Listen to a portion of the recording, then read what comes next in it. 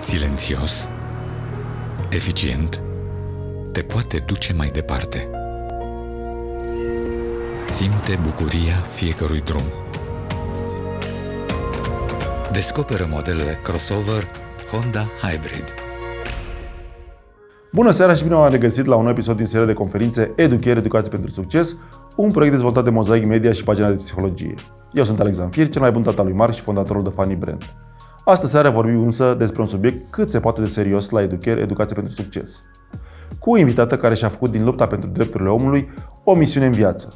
Când a fost martora sângerosului război civil din țara ei natală, Libia, Hajer Sharief a fondat organizația Together We Built It, menită să facă o trecere lină la democrație și să le ofere drepturi femeilor și tinerilor din Libia.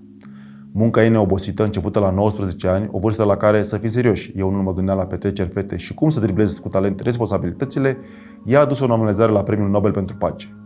Sharief este și susținătoarea inițiativei Extremely Together, derulată de Fundația Kofi Annan, și este ferm convinsă că implicarea se învață în familie. Vă invit așadar să urmărim pe Hajer Sharief la EDUCare, Educație, pentru succes, într-un episod care ne este oferit în această seară de Synevo. Hello everyone, bună ziua. My name is Hajer Sharief. I'm a peace and human rights activist. And I'm very pleased to join you today through the EDUCare Education for Success event. Today, I want to talk to you about politics and the processes of politics and why we should all engage and get politically informed. I grew up in a democratic family. I know, some of you might think so did we. But what I mean by a democratic family might be slightly different than what you have in mind. So, more than 20 years ago, my father gathered our family and informed us that from now on, we will start having weekly meetings.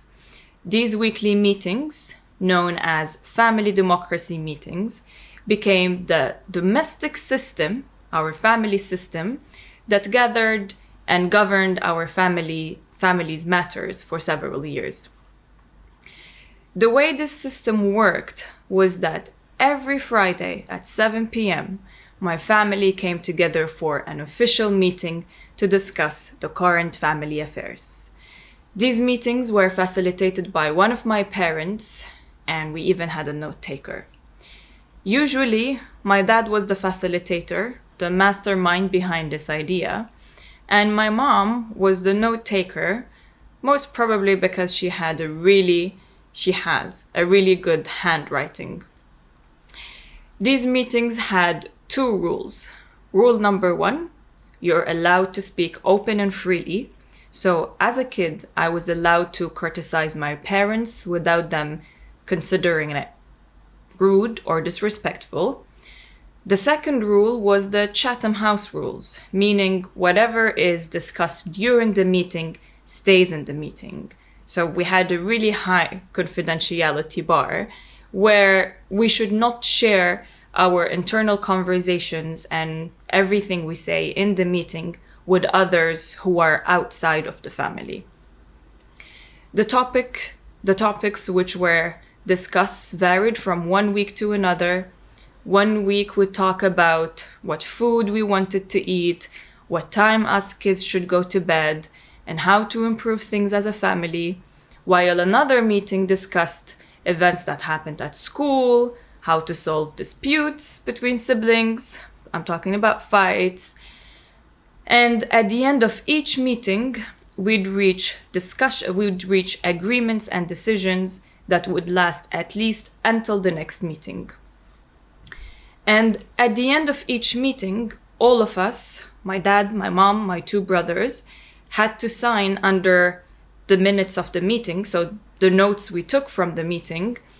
And by signing, we confirmed that this is what we all agree on and vow to respect and uphold at least until the next meeting. In other words, the family democracy meeting system operated like how political systems work. It was put in place to make decisions that affects the family, similarly to how political systems make decisions that affect the society. Now, this is not to say that my family was perfect and we never had fights. What I'm saying is that many of the most important decisions that affected me as a child, and I participated in making them with my parents and with the family as a whole. This means that as a child, I participated in making decisions that are traditionally decisions made only by the parents. To put this in the context of state politics or real big politics, the politics of the parliament, governments, presidents, that type of politics. As a kid, I was a politician participating in the decisions made by the president and the prime minister of the family, so my mother and father. This early education and training on the process of politics at the level of the family made me understand from a very young age that politics and the process that facilitates it is something that affects me directly. Therefore, I should take interest in it and participate. Or, at the bare minimum, I should be aware of how this process works, who are making these decisions on my behalf and the behalf of the society, and what decisions they are making. So, as a kid, and from the family democracy meeting system, I learned two important lessons that I still carry with me until today. These two lessons are amongst the many lessons that the family democracy meeting system taught me about politics and the behind the scene of politics and the behind the scene of decision-making processes. Although these were lessons at the family level, they are no different, in my opinion, than how politics work at different levels, how politics work in the governmental level, in the parliamentarian level, or other forms of politics. So the first lesson I learned was from a dispute I had with my brother, and it was about the lights room. When I was a child, I used to sleep early, some days even as early as 6 p.m. Now I know, for some parts of the world, this might be a very normal time for a kid to sleep, but certainly not in my home country, Libya. Anyways, in addition to sleeping early, I love to sleep in the dark, with no lights on, not even the reflection of the lights coming from outside the room. However, my brother, whom I shared a room with when we were kids, was the complete opposite. He liked to stay awake until late. He was also a very smart kid who loved to read before he slept.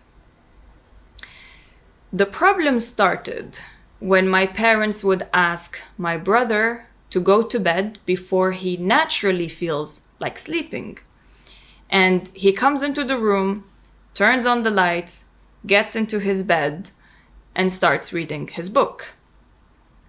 And since I can only sleep with the lights off, total darkness, I would get up so annoyed, asking him to turn off the lights. I remember one time I got up, turned off the lights, went back to my bed. He got up, turned on the lights, went back to his bed, continued reading. I got up, turned off the lights, went back to my bed. He got up, turned on the lights, went back to his bed, to his book, and the story continued like this until both me and him went to our parents and complained. They told us, let the night pass and we will discuss this in the upcoming family meeting for that week, which we did. I came to the meeting prepared, so did my brother. I argued that I cannot sleep with the lights on, and that is not fair that I keep waking up every night because he wants to read a book. My brother argued that, well, he wants to read a book before he goes to bed, and that it's not fair that he's deprived from reading a book just because I want to sleep early. And as you know, parents do love a kid who wants to read a book before they go to bed. But they also love a kid who sleeps early voluntarily. But perhaps the biggest problem and dilemma for everyone was that both me and my brother were right. We needed and wanted two different things, but both of our demands were legitimate.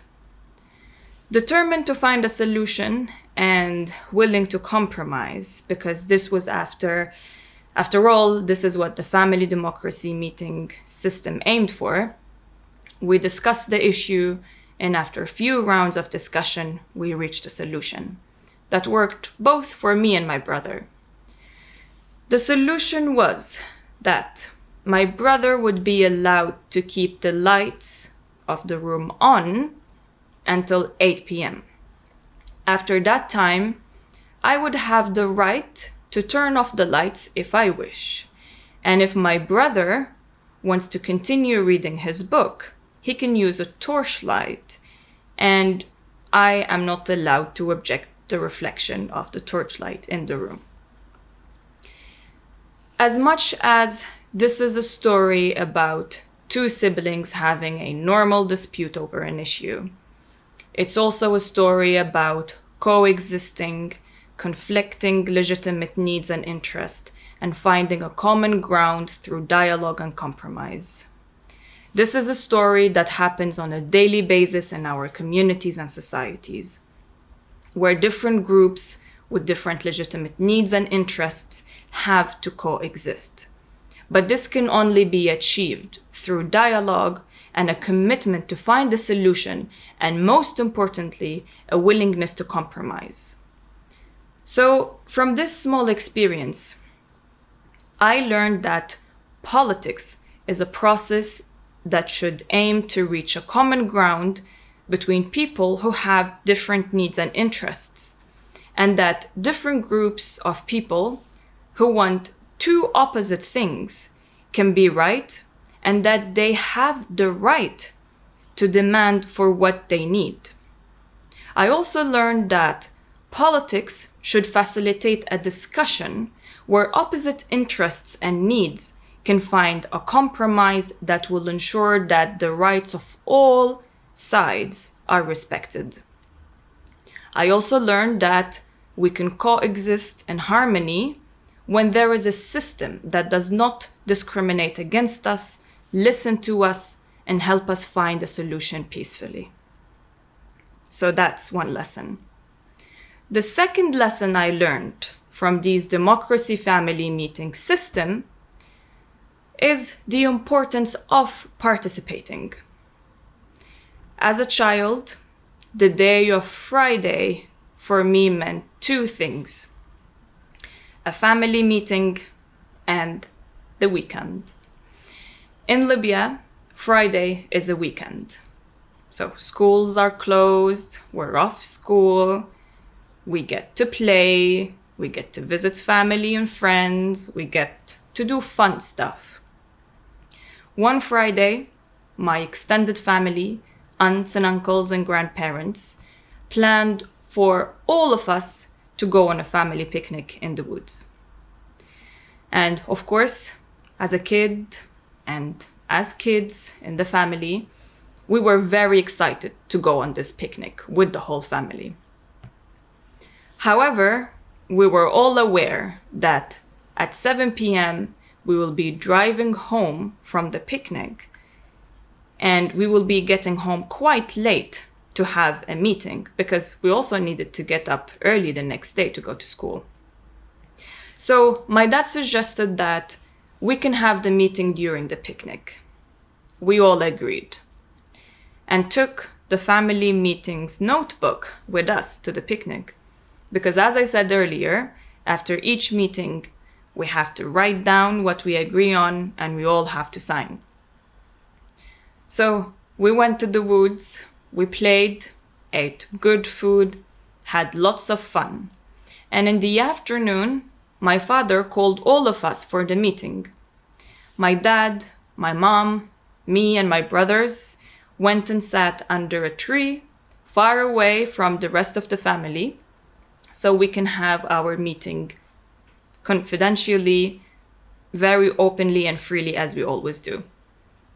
I remember the meeting was very short, but still all of us took the time to have a meeting in the middle of a picnic. When I shared this story before to some people to illustrate the seriousness and how robust the family democracy meeting system was, to an extent that we had a family meeting during a picnic, so we won't skip a family meeting for that week. Some said, "Don't you think it's a little bit too much to have a meeting during a picnic? Didn't you as a kid just wanted to play and have fun without being bothered to have a meeting and sit down and discuss things with your family?" And I always answered to the contrary. The fact that we still had the family meeting during a picnic taught me that I should never miss an opportunity to engage and participate in a process that might affect me. I learned that one should not only engage and participate and get interested in a system of decision making only when it suits them or when it's convenient, but they should do so also when they have other things to do, even if they have other cool and fun things to do. I learned that the only way for me to protect my rights is by being politically aware and by engaging in politics. That no matter where you are or what you are doing, you should always try your best to engage in politics. Therefore, I get surprised when I ask my friends from different countries, especially democratic countries, if they vote in their local and national elections. And they say no. When I ask why, some answer, "Well, on the elections day or during the elections I had other things to do." Or some also answered, "Well, I'm not interested in politics." And although I get surprised, I also understand where they're coming from. Many people, especially young people, are not taught or trained on how to participate in making decisions that affect them. And because as kids and as young people, they spend important years of their personal development very much isolated from politics and political processes. So when they get to the age where they can vote or participate or engage in any format really, they choose not to because they were never taught or trained on what politics is and how it works. Some young people grow up with an opportunity to be taught and trained on politics and how it works, like myself, through the family democracy meeting system. Others develop self-interest on their own and start teaching and training themselves in politics and how politics works. But it seems that the majority of people, especially young people, do not get taught or trained in politics. Thus, they grow up very distant, disconnected from politics, so they see no incentive to participate or even to become politically aware or informed. And I believe this must change if we want to see the real change everyone is talking about. We're all talking about the need to have a better world, the need to have a better life, the need to improve our societies and the whole world. In my opinion, and from my experience, one of the greatest skills parents can teach their kids is to train them on how decisions are made. And most importantly, how collective decisions are made. So they can learn and be trained from a very early age about politics and how it works. A parent cannot protect the needs and interests of their kids forever. At some point, their kids will become adults and have to take care of their own needs and interests. But some of these needs and interests are decided and determined by politics and politicians. And therefore, they will have to engage, participate in politics in order to ensure that their needs and interests are met and are taken into account when politicians and politics make the decisions that affect the whole society, including themselves. The family democracy meeting system was my education and training as a child about politics and how it works. It made me understand that politics is not only ideologies among the spectrum of left, right, and center. It made me understand that politics is a process by which societies make decisions. Now, I'm not a political scientist or a professor or a philosopher. I'm someone who learned and was trained about politics and how it works since I was a kid. And someone who works now full-time to encourage young people and other members of the society to get aware, informed, engaged, and participate in politics. And after all of these years, I understand that politics is much more simpler than we think it is, or than we're told it is. It is very easy to understand when you become aware of the following, and mainly two things.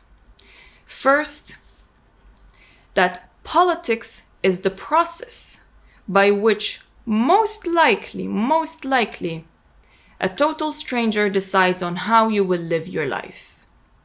And that the only way for you to ensure that the process of politics is fair to you is by engaging and participating and by understanding how these processes work. Second, that a politician is someone who can influence or is authorized to make decisions on your behalf, decisions that will affect you, your family, your friends, your whole society, directly or indirectly. Actually, in my opinion, politicians are like our parents when we were kids. They decide on almost everything about our lives. But unlike our parents, who we can trust that the decisions they make, whether right or wrong, are based on our best interest. But can you trust a random stranger, a random group of people who convinced you to vote for them, or who seized power by force to make decisions following your best interest and following our best interest as a society and taking into account all the different needs in the society? I'll leave that question open for you to answer it. I want to conclude with this. Politics should be part of our lives and lifestyle, like food, school, music, work, sports, and so on. And the best way to make politics part of our lives is by starting early. So parents, try the family democracy meeting system to teach and train your kids about politics and the processes of politics and how it works. And young people and adults, you should get political and think of this. If you have ever argued, objected, or tried to convince your parents when they were making a decision that it's going to affect you or the family, then you should also argue, object, and try to convince politicians when they are making decisions that affects you and the whole society. was amazing speaking to you. Thank you. Mulțumim invitatei noastre de astăzi. Cred că unul dintre lucrurile după care putem măsura succesul nostru ca părinți este cât de bine ne pregătim copiii pentru lumea reală, la care să se adapteze, dar pe care să o și schimbe când observă nedreptate și discriminare. Eu sper să reușesc să fac asta și să pot să fiu, măcar uneori, cel mai bun tată al lui Marc. Până marți, la ora 20, când ne întâlnim la ultimul episod EDUCare, Educație, pentru, succes cu dr. Mihai Craiu, îmi iau la revedere. Nu înainte de a mulțumi sponsorului din această seară, Synevo. Să aveți succes în tot ce faceți!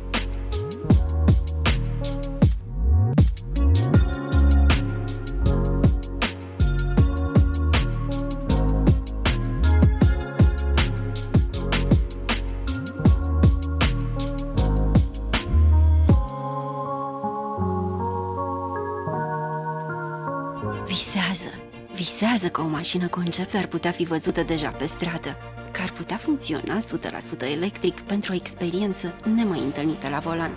Apoi, întreabă-te, un vis mai este doar un vis dacă îl poți conduce?